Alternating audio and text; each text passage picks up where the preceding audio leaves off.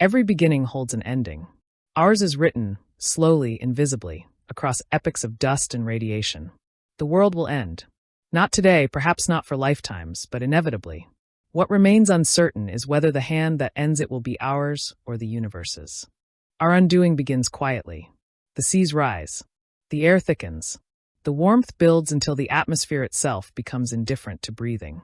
Scientists warn we are nearing irreversible thresholds, melting poles, decaying reefs, and permafrost igniting from within.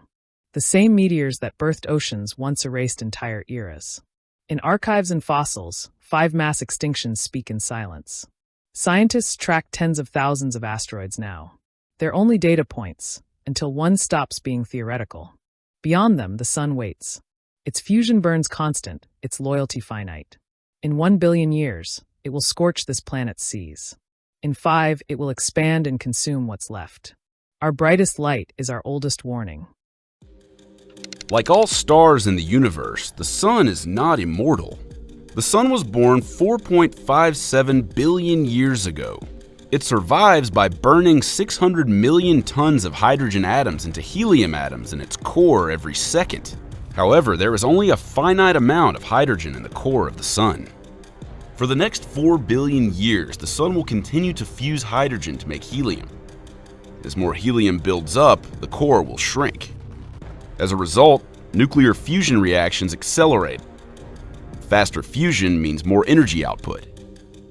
In 3.5 billion years, the sun will shine 40% brighter than today. At this point, Earth's oceans will boil, and the ice caps will permanently melt. All the moisture in the atmosphere will be lost. Life will not likely survive, and Earth will become brutally hot and dry, like Venus. After that, the situation gets worse. 5.4 billion years from now, the sun will exhaust all hydrogen in its core. The core will heat up and get extremely dense, but the sun's outer layer will expand a lot. It could expand big enough to swallow Mercury, Venus, and maybe even Earth. Even if it doesn't grow as far as the Earth, high temperatures will completely burn our planet. Once the sun has emptied its fuel reserves, it will become unstable, and as a result, it will begin to pulse. Each pulse will remove more of the sun's mass until all that's left is a cool, dense core. This core is called a white dwarf. The sun will spend the rest of its days as a white dwarf, slowly cooling and dimming as time passes. By this point, Earth will be completely inhospitable. Not all annihilation falls from the sky. Some is born in laboratories. Some in boardrooms. Some in the quiet arrogance of progress. Our species has learned to split the atom, to simulate thought, to drain the planet to feed its own reflection. Artificial intelligence grows in shadow, without conscience or compass. Nuclear arsenals sleep beneath continents, rusting like forgotten gods. The end may not arrive in an explosion. It may come softly, through scarcity, through silence, through the sudden realization that the stars are brighter than they used to be. Because there's no one left to look up. There will be no announcement, no act of God, only the long unraveling of what was once called home. Right now, there is a hunger crisis in nearly 90 countries. Food shortages and the skyrocketing price of fuel and fertilizer mean tens of millions of families are facing starvation, and poor farmers cannot plant their crops. Women and girls who often eat last and least are simply not getting enough food.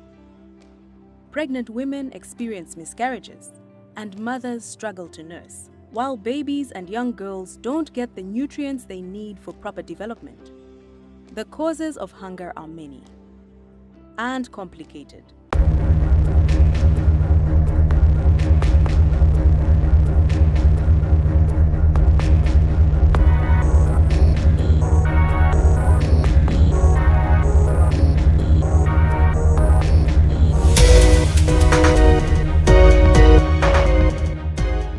Yet somehow, against reason, life persists.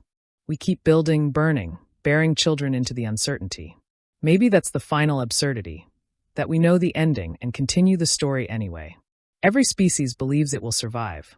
Every civilization thinks it's special. We are no different, just more articulate in our denial.